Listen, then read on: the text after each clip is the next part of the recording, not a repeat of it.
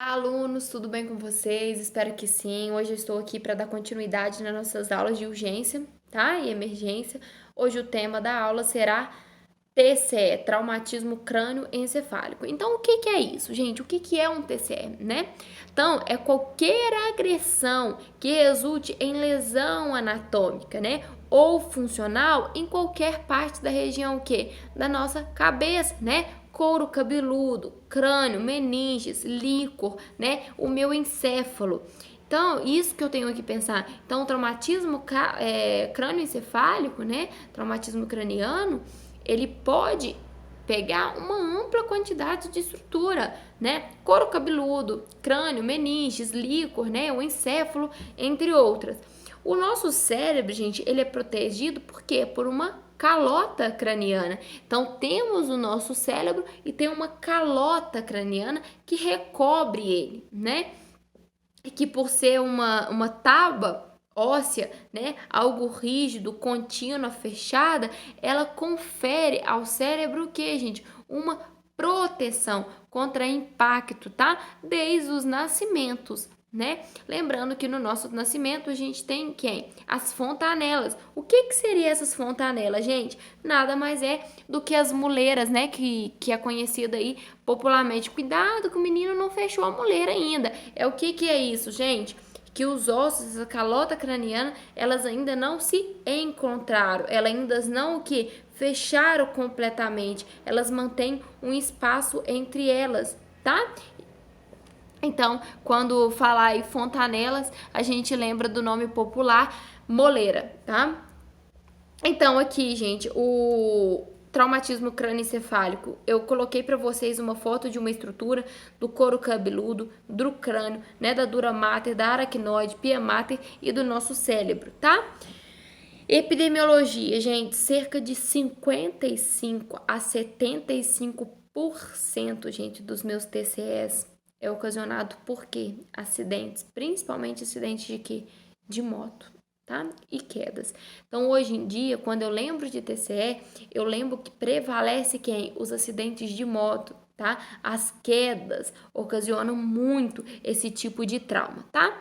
Quando eu falo fratura de crânio, pode ser vista de várias formas. Eu tenho uma fratura de base de crânio, tá? Que pode ser com ou sem afundamento, tá? Somente a presença de fratura de crânio já torna um forte indício, tá? De que uma grande força foi transmitida para a caixa craniana daquele paciente. Então, quando eu falar que o paciente ele apresentou uma fratura de base de crânio, ele vai apresentar dois sinais. Quais que serão esses sinais? Olho de Gachini e Batelli, né? Tem gente que fala Batelli, tem gente que fala Batelli. O que é isso? Olho de Gachini, ele vai apresentar hematoma ao redor dos olhos, né, gente? Então vai ter aquele hematoma o quê? Bem roxo, bem intensa, né? É um hematoma característico. Isso, gente, dá um nome de olho de guaxinim, tá? E o sinal de Batelli, sinal de Batelli, o que é isso? É o hematoma, gente, atrás da orelha, tá? Então, logo atrás da orelha aqui, o meu paciente vai apresentar esse tipo de hematoma. Esses dois sinais, gente, esses dois sinais, característica o quê? O TCE de base de crânio, tá? Então eu tenho o olho de Goscinny, tá? E eu tenho o sinal de Batelli, que os dois são o quê? Hematomas, tá? Lembrando, eu não preciso ter os dois olhos acometidos, tá? E não preciso de ter os dois hematomas atrás das duas orelhas. Apenas um olho pode caracterizar, tá bom, gente? Ou apenas um sinal também já pode caracterizar.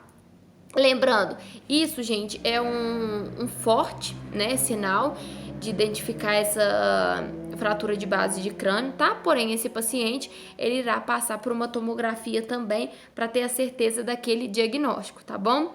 Hematoma. O que é o hematoma, gente? O hematoma define por quê? Por uma coleção, ou seja, o acúmulo de sangue, tá? Em algum órgão, em algum tecido, tá? Então, quando eu falar de hematoma, extradurais, esses hematomas, eu tenho que lembrar que eu tenho uma coleção, eu tenho um acúmulo de sangue, tá? São hematomas relativamente raros, tá? Na maioria das vezes, estão realizados na região temporal, tá bom, gente? Tempo parietal. Então, tem que ficar de olho que realmente os hematomas, essa coleção de sangue, é um diagnóstico muito detalhista, tá? Muito complicado. O hematoma subdurais ocorre aproximadamente em 30% dos meus traumatismos cranianos graves, sendo, gente, 5 vezes mais comuns do que os hematomas extradurais. Nesse caso, gente, o hematoma, a força do impacto é transmitido o quê? Diretamente para o meu cérebro. Então, quando eu falar hematoma subdural, o risco, gente, é que ele vai diretamente para o meu cérebro. Aquele impacto que eu levei, aquela pressão que eu levei, ele vai diretamente no meu cérebro, tá? O edema cerebral. Edema, tem que lembrar o quê? O que é um edema? É um inchaço, não é mesmo? Então, quando eu falar edema, eu tenho um acúmulo de líquidos, né? Fazendo com que o cérebro, ele aumente o seu volume, né? Ele possa criar um aumento, ele pode criar um aumento de quê? Da pressão intracraniana. Então, vamos lembrar aqui, pressão intracraniana. Eu tenho uma pressão dentro do meu cérebro. Na minha calota, é composta por 3 coisas: sangue, cérebro e líquor, tá? Quando um desses altera o seu valor, eu posso ter o aumento da minha pressão intracraniana. Então, se eu tenho um aumento de líquido, se eu tenho um aumento de sangue, se eu tive uma hemorragia nessa região, eu posso ter o aumento dessa pressão intracraniana, tá? Essa pressão intracraniana, gente, ela varia muito os seus valores de acordo com cada autor, tá? Costuma ser alguns autores, por exemplo, o Bruni, ele fala que de 10 a 20, tá bom? Tem outros autores que já considera, né, o valor de normalidade para pressão intracraniana de 5 a 15, tá? Então, quando eu falar desses valores, quando forem estudar para um concurso, é bom tá destacando, observando qual autor que aquele edital pede, tá? Para estar observando. Então, voltando aqui, quando eu falo edema cerebral, eu tenho que lembrar que eu tenho um acúmulo de líquido, tá? E esse líquido faz com que aumente a minha pressão intracraniana, porque eu tenho um aumento de líquido dentro da minha região e eu não poderia ter.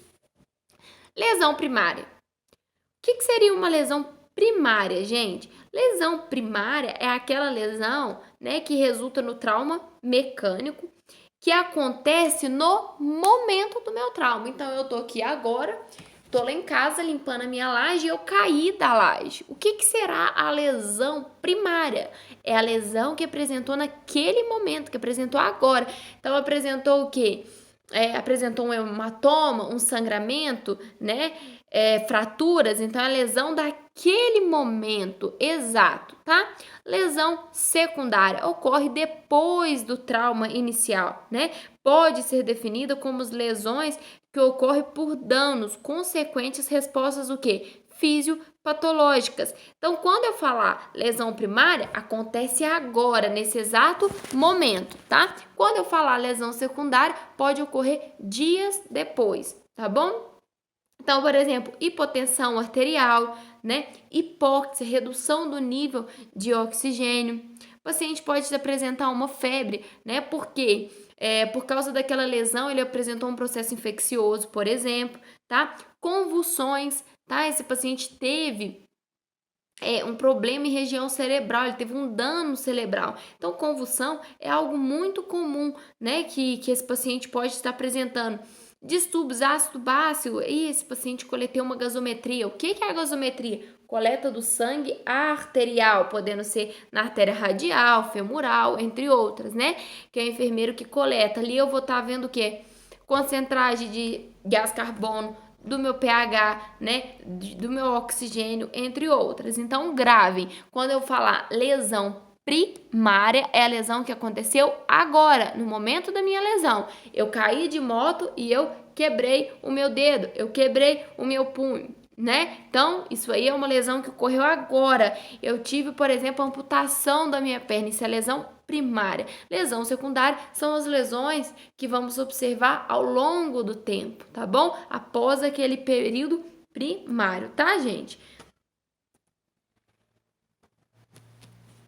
Quando eu falar de pique, eu coloquei para vocês alguns valores aqui, né? Varia muito, já falei anteriormente, de acordo com o autor. Então, tem autor que fala que é de 5 a 15, tem autor que varia, que fala que é de 10 a 20, até, tá? Varia muito. E a minha pressão de perfusão periférica, ela tem que ficar de 60 a 100. A minha pressão de perfusão, quando eu falo perfusão, eu lembro de quê? De fluxo sanguíneo, tá bom? Eu tenho uma hipótese de Morokili. O que seria, gente, essa hipótese de Morokili? Morokili, ele afirma o quê? Que o volume intracraniano, ele é igual ao volume o quê? Encefálico, tá? Então, o volume craniano, ele tem o volume do sangue, do líquor e do cérebro. Quando eu tenho esses três, será o que vai apresentar o meu valor da minha pressão intracraniana. A alteração de qualquer um deles, eu tenho essa alteração na minha pressão intracraniana, né? Vamos escutar muito falar da alteração da minha PIC, tá? Os exames, gente. Qualquer paciente que tem um trauma cerebral é muito importante fazer o exame direcionado, né? Principalmente nas pupilas, né? Avaliar o nível de consciência, como por exemplo quem? Glasgow, já nos estudamos em sala. Glasgow é o que? O valor mínimo 3, né? O valor máximo 15, né? Lembrando que valores menores que 8, gente, ele é o que? Valores menores que 8, é necessário realizar o que? Uma intubação desse paciente, tá? Então, quando eu tenho uma pupila isocórica, as pupilas isocóricas, né, elas são simétricas, têm o mesmo tamanho, né? O que é miose? A minha pupila ela é contraída, ela é pequena, né? Midríase, eu tenho aquela pupila dilatada, né? Igual quando por exemplo, pinga aquele colírio para fazer exame de vista, né? Quando o paciente foi a óbito, ele tem o dilatamento da pupila. E a anisocórica é quando eu tenho uma pupila grande e uma outra pequena. Eu tenho essa diferença, tá? É importante também avaliar isso. O que é uma pupila, gente? O fotorreativa é aquela pupila que reage com a luz.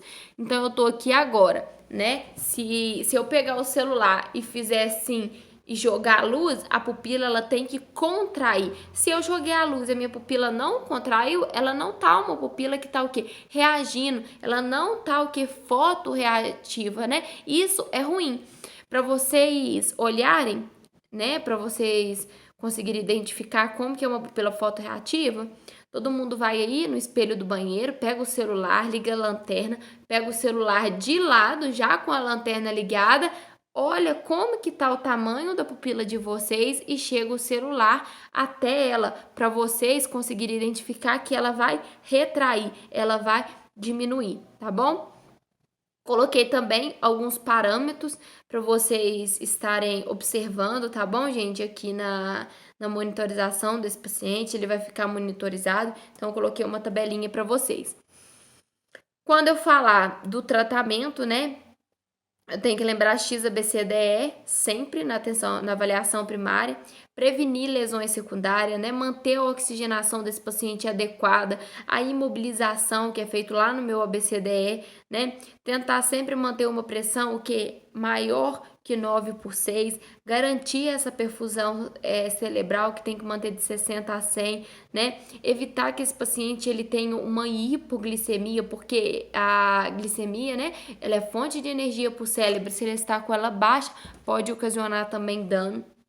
Exames neurológicos, né? Exames neurológicos pupila, tá, gente? Vamos lembrar aí, escala de Glasgow, imobilização.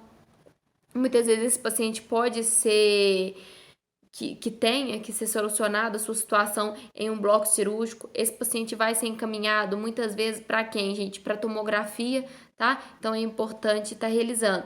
Lembrando, esse paciente ele vai ficar imobilizado, ele vai ir para tomografia imobilizado. A imobilização só é retirada quando o que não tem dano cervical, tá bom? No pré-hospitalar, eu imobilizo meu paciente e deixo esse paciente imobilizado, principalmente com colar cervical, tá? Eu só tiro esse paciente após eu levar ele para uma tomografia, entre outros, e tá realizando, descartando aquelas possíveis lesões, tá bom? Qualquer dúvida, gente, eu estou à disposição, tá bom? Pode estar me chamando no meu WhatsApp, no e-mail, no portal, estou sempre à disposição de vocês, tá bom? Abraço pra turma.